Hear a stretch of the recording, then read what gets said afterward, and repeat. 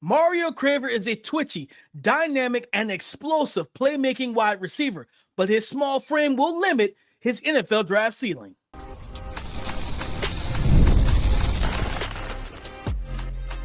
You are Locked On NFL Draft, your daily podcast covering the NFL Draft. Part of the Locked On Podcast Network, your team every day.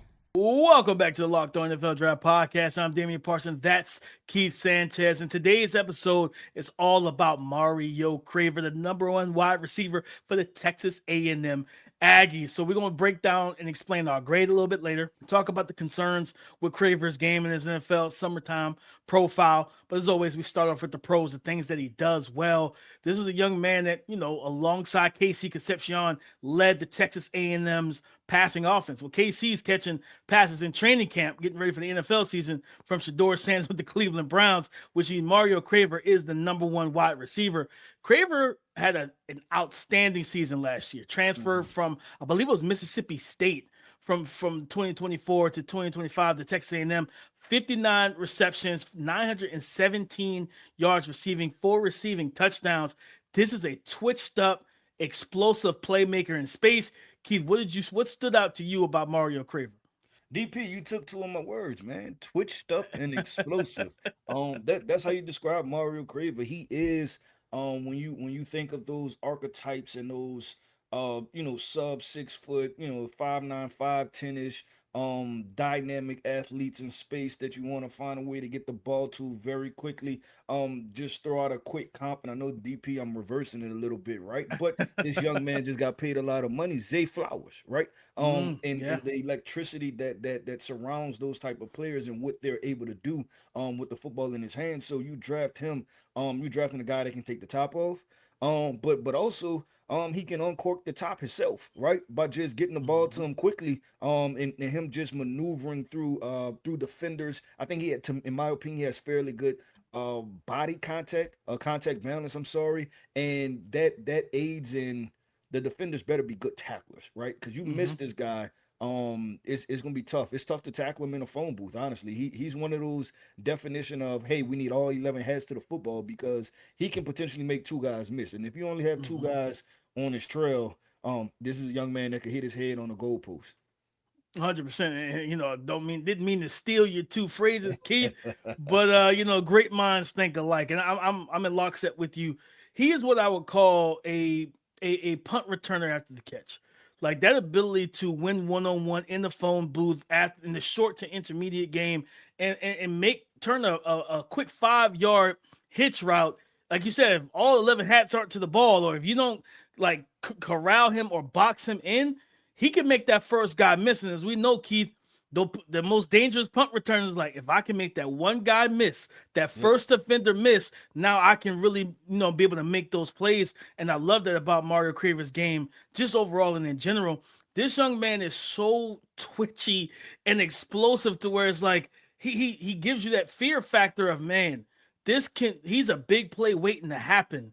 And with him and KC Concepcion both last year being like that, yeah, Marcel Reed, like you had a really good situation. Now you still have a good situation because they have I think Austin Bethel Roman is the other receiver if he hasn't transferred and everything. But I think Craver absolutely is a guy that can take the top off the defense, create after the catch. But then you have the fluidity and movement skills as a route runner to win those one-on-one situations, right? Like if you don't because how many times we see guys line up on line of scrimmage and they try to mirror, they try to soft shoe and not actually be physical with these twitchy receivers. He's a guy that you got to get hands on. If you don't put hands on him and you give him a free release, yeah, it could be night. It could be a lights out situation because he's just that dynamic. Because then once he gets in the open field, he gets the ball in his hands, then it's anything goes once you get after the catch. So I think this is an exciting player, Keith. Like he played, and crazy enough, because I believe, if I'm not mistaken, he is listed at 5'9", 165. We'll talk about that a little bit later in totality. But he did play on the outside. He played in the slot. They moved him around in that Texas A&M offense, put him off ball, put him in bunch sets. You get some of the manufactured touches as well. Like he's a versatile playmaker that makes the quarterback and the play caller's job easier. Yeah, no, I agree. And something I skipped over in his production, DP. I talked about the short stuff and then I talked about the deep stuff. I thought he did fairly well in the intermediate portions of the field too. And Mm-hmm. Texas A&M asked him, to run those digs, those deep ends, things like that, and he didn't shy away from doing it. And we know Yeah. that could be a very dangerous spot for wide receivers, right? They're running inside and not knowing what's coming down, right? And that could be a Yep. safety pursuing them, a linebacker pursuing them, whatever that may be. So a lot of wide receivers from time to time they approach that with a sense of kind of hesitation, right? A little A trepidation, little bit. in doing that. But I didn't see too many times where he looked straight up scared, right? And we'll get into Yeah. a couple of the concerns in the next segment. But I think that's another portion too. That hey, you know, if working those layered throws, and I think just certain schemes that we always talk about, right? And we always use the 49ers as a key example Mm-hmm. of just layering that football in front of the safety and behind the linebackers and just running those, kind of those over routes and how you're Yeah. able to just, capitalize from that. So I thought just saying that his production can come via all three levels and even the fourth level if you want to talk about behind the line of scrimmage, right? It come on all levels of the field. No, 100%. Definitely a three-level threat. Just whether it's before or after the catch, like he's a dangerous receiver, and I look forward to seeing how they utilize him this season. And again, he's like a smaller guy into the 5'9", but he can get in and out of those pockets, in and out of those breaks. And you think about the fact of, all right, when I can move a guy around like this, you talk about the Zay Flowers, he just got paid, right? And he's been the wide receiver one for the Baltimore Ravens pretty much ever since he really stepped on the field for the most part. Lamar Jackson trusts him, the offensive coordinator trusts him, and when you have an OC that's willing to buy in to this skill set, it can be a very dangerous skill set, right? Like when you have a guy that twitchy, that explosive, that elusive in open field, and you're like, okay, now you got a play caller that I'm not gonna put you stagnant. I'm gonna move you around. I'm gonna make them have to, keep my old phrase. Where's Waldo? You break the huddle. If in college, where's number one for Texas A&M? Where is he lining up at? That alignment versatility he brings, at least at the college level, allows him to be that versatile playmaker. And like I talked about, the manufactured touches, whether it's jet pop passes, jet sweeps, wide receiver screen, bubble screens, the RPO glance routes, and things of that nature. Like he's an easy guy to get the ball to, and then an easy guy to trust to go and make plays for you. So just one of the more exciting playmakers, not just in the SEC and college football. He's one of the more explosive and dynamic playmakers in space in the nation. And when you have a guy like that in your offense, that usually bodes well for the quarterback, the run game, and everything else, because you got a guy that can tip the scale and also change the math defensively. Because again, defenses are going to be keying in on where Mario Craver is lining up play after play, snap after snap. We got to find number one. Yeah, no, I mean, and he's proven that you have to, right? And I think looking Mm-hmm. into this upcoming season, I think it's going to be one of the more fun situations, and because the situation didn't change all too much, right? Like obviously they lost No. KC Concepcion, but you have a returning wide receiver to the same program, and you have a returning quarterback to the same program. Yeah. And if anything, I'm interested to see if the production elevates, right? Like if he becomes the number one wide receiver, and instead of the 900 yards, because you got to think like he split that with a first round wide receiver, which is pretty impressive, DP. If that elevates to 1,100, 1,200 yards, and you're talking Yeah. about you're one of the top wide receivers in the NCAA from a yardage and production standpoint, and adding on to DP the special teams, right? Like if you're able to Mm. get 1,100 yards plus um a touchdown or two, like in special teams, you don't need five, right? If you have two or Right. Right. three throughout a season, you consider the special teams ace. And he Yeah. definitely has the skill set and athletic ability to do that. So I'm looking at it from all different angles and perspectives, just to, I guess when we're talking about projecting him and into the season and how that's going to look. But DP, let's do this, man. You know what we do, man. We are a balanced podcast over here, man. We are balanced, right? Because we talk about the pros and then we flip it, right? We flip the coin and we talk about the concerns. What are some of the concerns for Mr. 5'9", 165-pound explosive playmaker, though? Explosive Mm-hmm. playmaker, Mario Craver, Texas A&M wide receiver. Let's discuss that coming up next. Support for today's episode comes from Square. Behind so many of the local businesses people visit every day is Square, a platform designed to help businesses sell, manage, and grow. It helps business owners spend less time managing technology and more time focusing on their customers. Square isn't just a payment processor, it's a complete business platform built to simplify the day-to-day of the business. It's the little things for me, like when a restaurant is slammed, but the staff never looks overwhelmed or stressed out, or when checkout is fast, no matter how busy it gets. You're not waiting around, nothing feels chaotic, and it just feels organized. That kind of experience usually comes from having Square keeping everything connected in the background. If you're starting a business or running one that deserves better tools, Square helps you sell, manage, and grow without slowing down. Right now, you can get up to $200 off Square hardware at square.com/go/LockedOnNFL. That's SQUARE.com/GO/LockedOnNFL. Run your business smarter with Square. Get started today.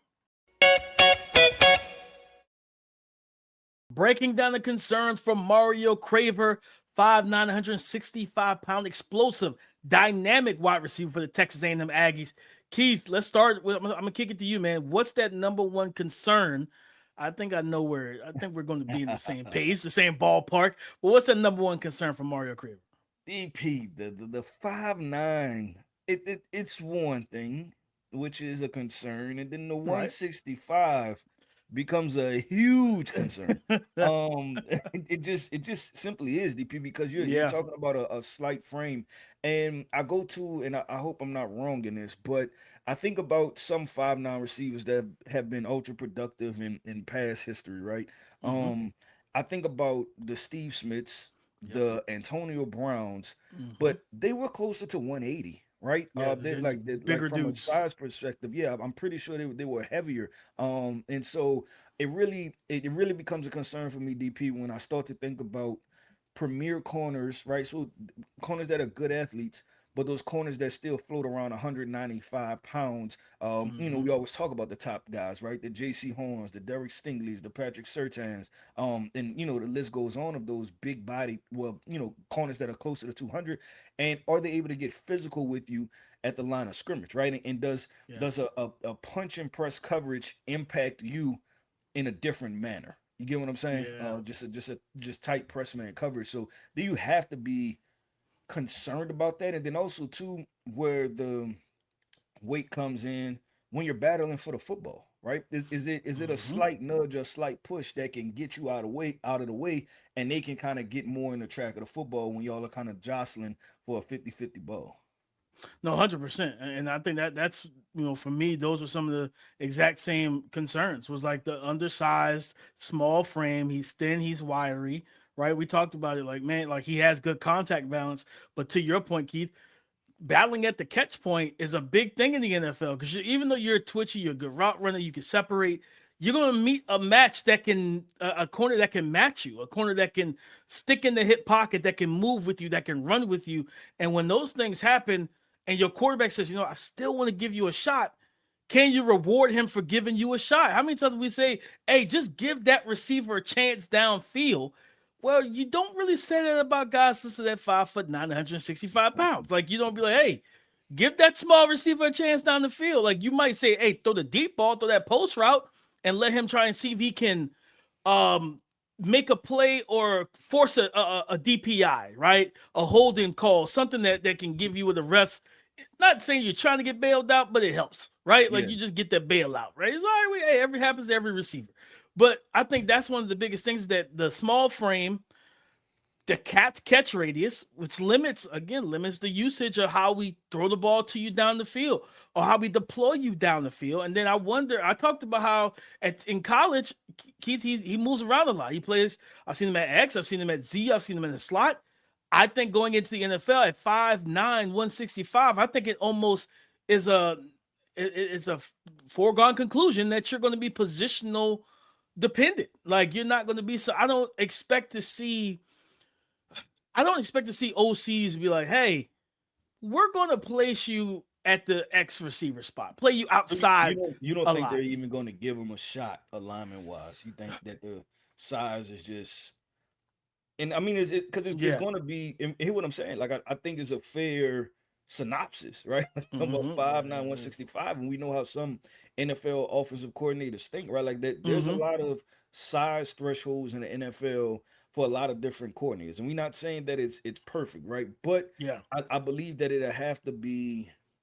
Maybe this guy's probably the closest to this size situation, and maybe he's a little bit taller. Tank Dell, right? Yep.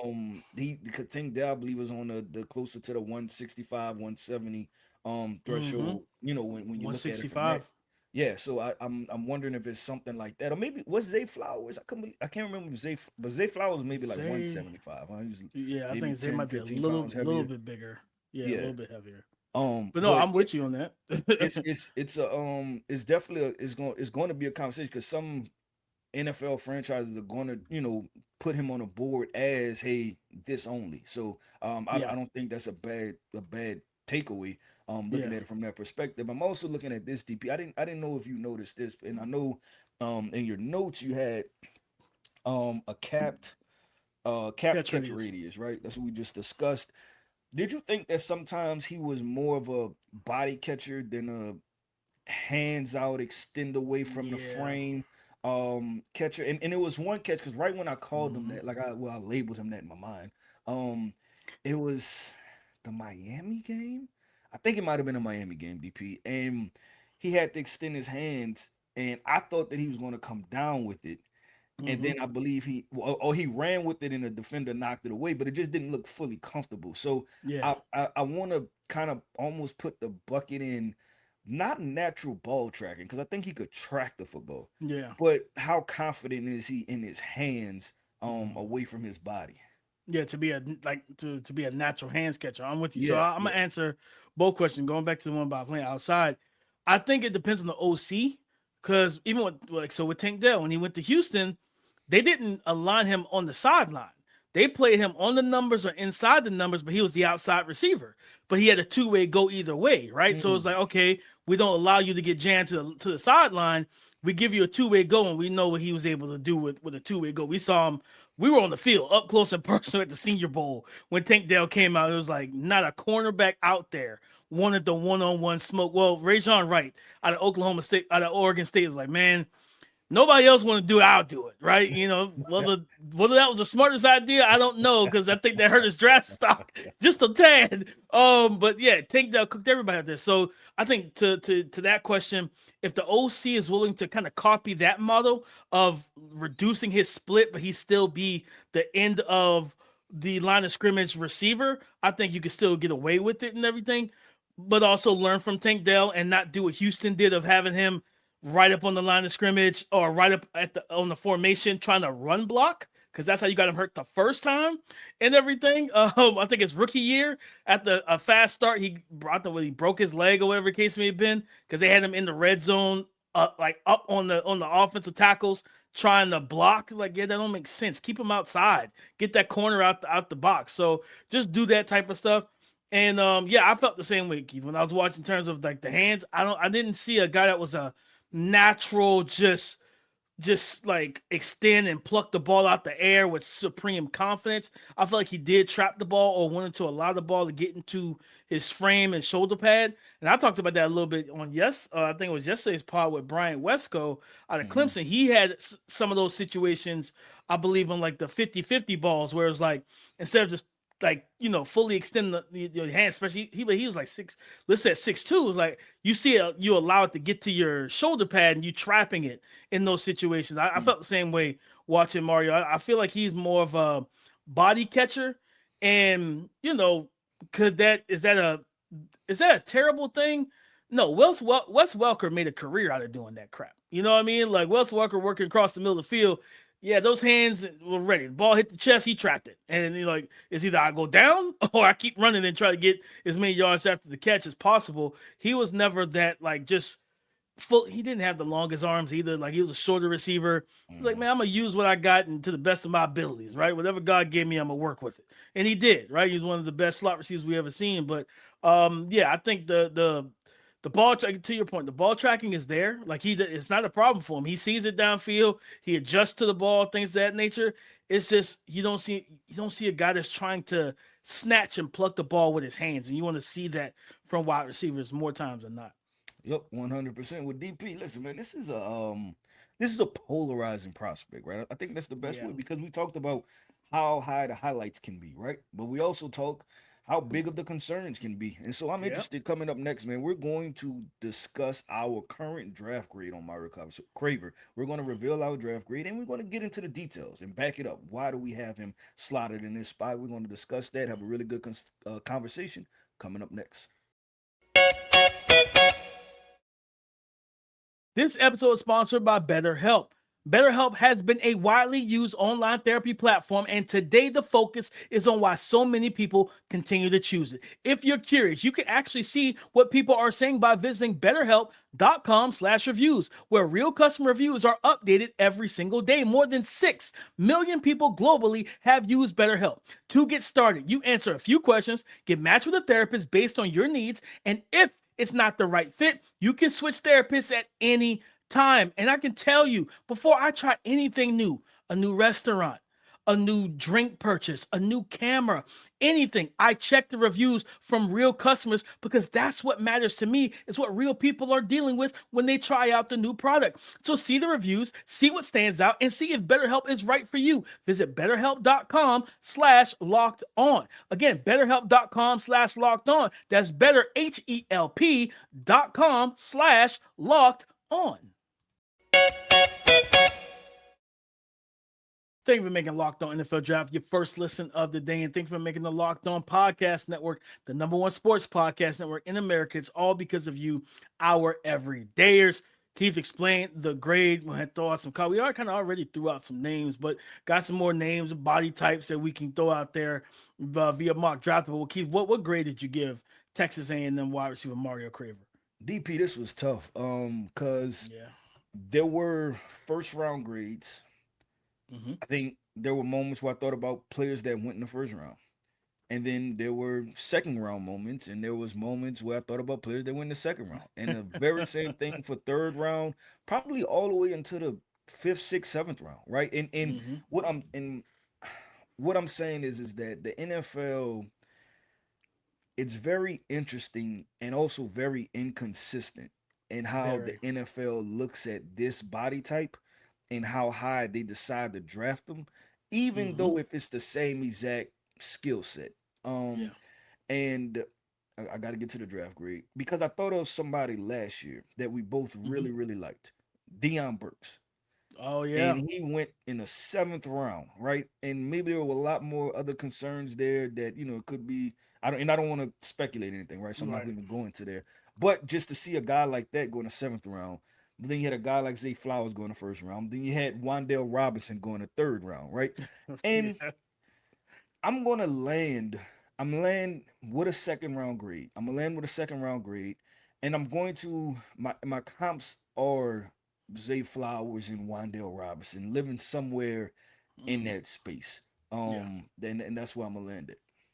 No, I mean you point that in the right direction, Keith. I have a back end of the second round grade on them myself too.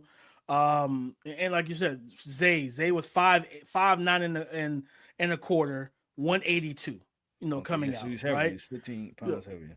Yeah, he was a little bit heavier, right? But you think about other guys that were in that realm of like a Jalen Waddle was 5'9.5", 180, right? Like Jalen Waddle was somebody that slipped my mind. I didn't even think about Jalen, but he's another one of those guys. Yep. KJ Hamler, you know what I mean? With the Denver Broncos, 5'9", 178, right? Like there's multiple guys. Tank Dell was 5'8", 3/8 and 165. Even Jahan Dotson was pretty. Yes, that's another one. Jahan Dotson was pretty thin. And he was a first round or second round player. He might have been late first or somewhere in there. If I'm remembering correctly, I'm remembering first round too. Yeah, that's another one. Jimmy Horn Jr., 5'8", 174. So it's a there. I didn't think there were that many 5'8", 5'9" receivers that's in mock draftables database, but looking through it, I'm like, oh, there are more guys but I remember the names. I just was like, I didn't remember them being that short. Like I was like, oh, he's 5'8", like, all right, you know what I mean? So it's like there's a wide spectrum of where he could land, and I think that's what makes it such an interesting case, because those variables of like whether it's work ethic, OC, play caller, quarterback, off, like everything, like, you know what I mean? Because he's a perfect guy to me. I have him back into the second round. I have him as if he's coming into my offense, or if I'm running the team, he's gonna be my slot. Because I think about, even though they drafted the receiver, and prayers up for like Chris Brazzell had I think NCL injury that ended up causing him to have season-ending surgery. So his rookie year is over before it truly got started. He flashed early in, when Panthers first got to camp, and then he had a sore knee. They did some stuff, and it was like, all right, let's go ahead and shut it down. Let's keep you for the long haul. But let's say they didn't have Chris Brazzell, the Carolina Panthers. He'll be the ideal guy in terms of that type of archetype in the slot to go between what a Tedero McMillan is and a Jalen Coker. Your two twin towers on the outside. Now you put that shifty, twitchy. Now I know some Panther fans are like, well, we got Jimmy Horn. Well, yeah, you do, but Jimmy doesn't catch he's never caught the ball the most consistently. And yeah, he's never been clean. We saw that at the end of the Rams game, right? Like, he did not reel in that fourth down catch and run situation. So, and that goes back to even that Colorado. He had drops with Shador too. So it's like, he's an outstanding athlete, twitchy, explosive, but you got to catch the ball, right? So, and that's the crazy thing. Like, Craver didn't drop a lot of passes, even though we critiqued his catch mechanics. He didn't have a ton of drops, you know what I mean? Where Jimmy Horn, you definitely saw the drops on film. So I think that's the situation I would put Craver in. I think just to maximize that skill set of putting him in the slot. Because I also think I need to pull him up real quick, but another fast guy, like was it Tutu Atwell? Like, that's another one. I just looked up, and this might be a really good Tutu was 155. Good Lord. Yeah. Another good comp, Marquise Hollywood Brown.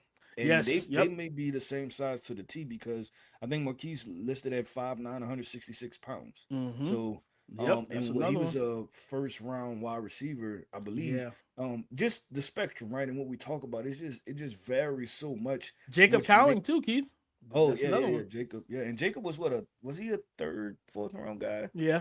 Yeah, he was somewhere in there. Yeah, and this just makes it so difficult, right? When you're trying to project these guys from a mock draft standpoint of where they may go, is because it's just very it's different, seems year to year, in what case you can make for which player to go as high, even though a lot of these guys have some of the same skill sets. When we talk about getting drafted, and that's a good point, because, kid, I think when me and Jordan Reed were talking last week, we were talking about some of the quarterbacks, and it's like, yeah, if Anthony Richardson pans out, it makes Lenore Sellers' life a lot easier come NFL draft time. You know what I mean? It's just like, but because Anthony Richardson was the latest of that archetype that looked like that 6'3", 6'4", 6'5", 240 explosive athlete running with a big arm, but wasn't refined completely. Is like, well, do we take Lenoris in the top 10? Like, it would make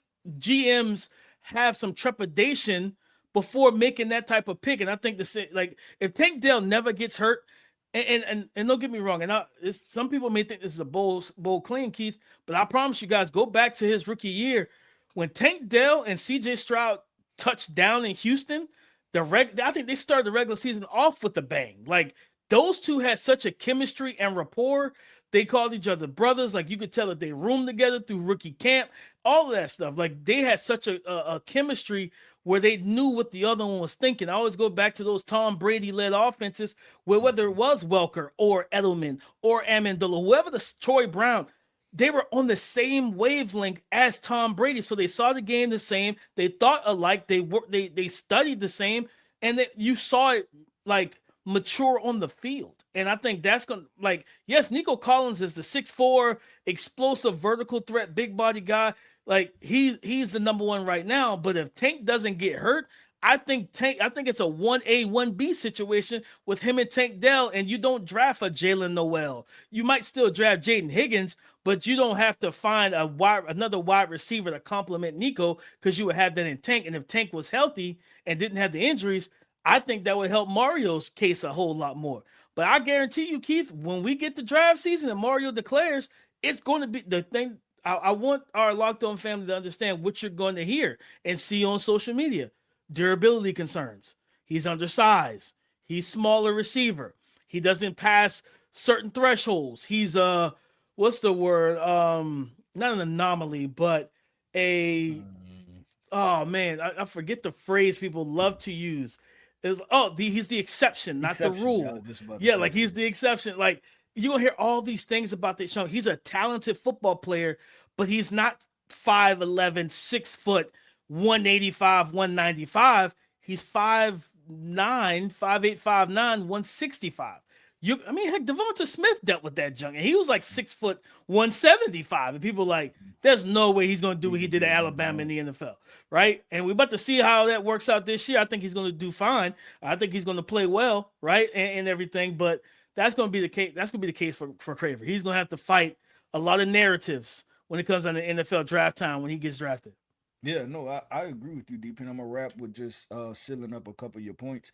Yeah, his biggest what comp or guy he needs to cheer for is Zay Flowers. You're 100%. Yeah, Right. 100%. He needs to be cheering for Zay Flowers first. Secondly, to your point when we talked about how it changes, how Lenora Sellers would have needed Anthony Richardson, we talk about that, right? Because what I always bring up, the Jamal Adams and Landon Collins thing, right? Yep. Landon, they both played in the SEC. Both were 6 foot, 220 pounds. Both ran 4.5 40s. Both were all SEC players. Landon Collins comes off of the era where Taylor Mays and I think Mark Barron went before him. So he falls to the second round, right? And it's because of the box safety. Can he play in that situation? But he plays well for 2 years. And then now people are more accepting of the idea of a Jamal Adams, right? Like it's really a monkey see, monkey do, and this thing just constantly swings back and forth. Because it's literally the same exact player. They are the same exact legit. But just went in two totally. You just need the guy before you to play well. That's all you need is the guy before you to play well. 100%. But it should make interesting, DP. Like I said, I'm excited to pay attention to this storyline. But DP, that wraps up another episode, man, of the Locked On NFL Draft Podcast. I want to end this podcast off by saying shout out to our everydayers. Thank you for tapping in with us each and every single day. I am Keith Sanchez. You can find me on X at The Talent Code. That right there is my guy, my co-host, Mr. Damian Parson. You can find him on X at DP_NFL. And like we like to say, man, y'all come talk to us because we like to talk back. Go subscribe and follow for free on YouTube, wherever you listen to podcasts, to get the latest episode as soon as it is available. Coming up on tomorrow's show, we're going to break down FSU, Florida State's 6'6", 220 different plus pound, completely different body type at wide receiver, Deuce Robinson. We're going to break down his games, the pros, the cons, explain the grade, and give you any NFL comps. We'll talk about all that on tomorrow's show. So come and join the conversation again tomorrow on the Locked On Podcast Network, your team every day.